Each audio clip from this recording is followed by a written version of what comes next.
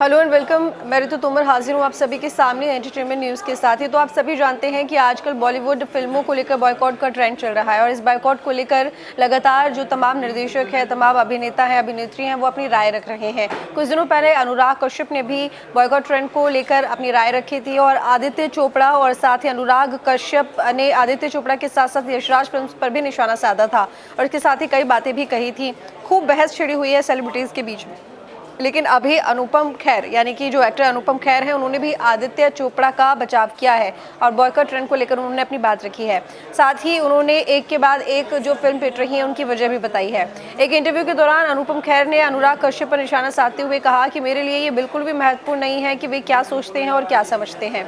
देश ने उन्हें बोलने की आज़ादी दी है और वे इस अधिकार का इस्तेमाल भी करते हैं, लेकिन इस अधिकार का उपयोग करने में अक्सर गलत साबित होते हैं।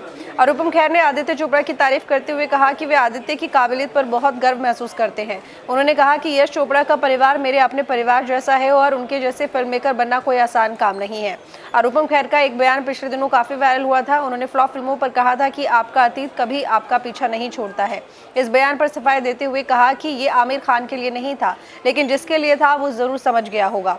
अनुपम ने कहा कि फ्लॉप फिल्म पर वे किसी को पंच नहीं करना चाहते और ना ही किसी को बुरा फील कराना चाहते हैं। बातचीत को जारी रखते हुए उन्होंने कहा कि मेरी सबसे पहले अपने देश के प्रति जवाबदेही और जिम्मेदारी है, लेकिन अगर कोई देश के बारे में कुछ भी गलत बोलता है तो ऐसी बातों से ठेस पहुंचती है।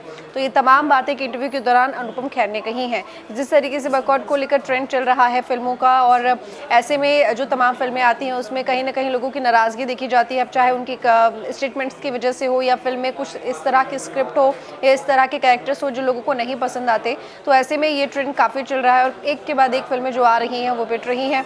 ऐसे में जो तमाम फिल्म मेकर्स हैं, डायरेक्टर्स हैं, एक्टर एक्ट्रेसेस हैं, वो भी अपनी राय रख रहे हैं और इस कड़ी में अब अनुपम खेर भी सामने आए हैं जिन्होंने अपनी राय रखी है।